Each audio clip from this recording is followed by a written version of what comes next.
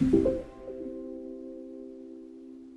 to mention Erin because she was on my interview call then. Yeah, so you must have found the program online and then you booked in an enrollment call with Erin. And yeah, I know you said at the start of this call to me how for you it She, was just such a relief for you. as a parent, being in that I don't know what to do place, but Mm. she's a young adult. She's successful doing what she's doing, everything. And I think I asked her a question like, what do I do? I was nearly broken. Will she be herself again? I think Mm. one of the specialists said to me, she will never be herself again. A statement like that from a doctor, because as I was saying, you were expecting us to trust you. Who are you compared to doctors and specialists? People trust them more naturally. And I'm not listening, they're not giving me much, but what they're saying isn't making sense. And then you come along, and that one video about the baseline, I was like, oh, that kind of makes sense. It's the best thing I've heard so far. Let's see.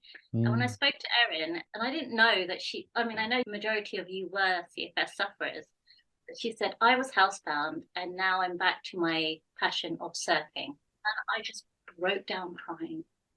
It all came out because I have just heard my daughter will never be herself again, ever in her life. Get used to the new her.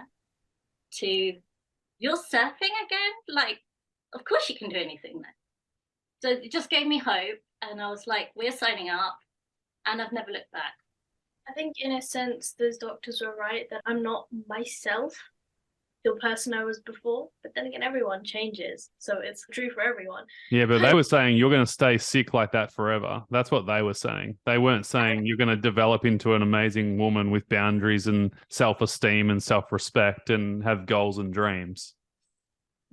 I think that statement was part of why I didn't see a goal and why I was just like, all right, I'll just take what I can get in front of me. And I was thinking, all right, so I go to school and I come home to sleep. I'm fine with being like that for the rest of my life. It was that sort of, I can settle for this kind of mentality that I had for a while. And then I was like, wait a minute, I'm getting better. The thing I love about the program is obviously there's so many great people in there, and you meet people and they post online, they go, oh my God, I just did my first holiday in Europe, or I just passed my first exam, or, I just ran for the first time in 4 years. Did that kind of give you hope and inspiration and basically erased that one sentence that one person in the world said to you, which was so diminishing at the time? Did that help erase that and see a different possibility? Yeah, so when I saw those posts, I didn't know what stage each person was at.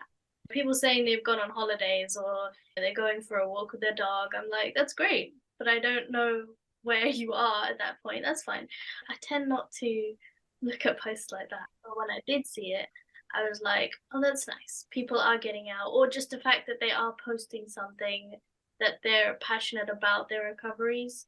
I thought that was a nice thing to see. But then reading the comments of everyone's being their cheerleader was also very nice. I thought what was good was that even if your recovery is slow or everyone's at a different stage to you, or you're maybe not improving as well as the other people are on that group, it's still possible to be the cheerleader for someone else. I guess it's like a subconscious thing. You keep seeing the positivity, you start feeling it in yourself, even if it's not a conscious thought.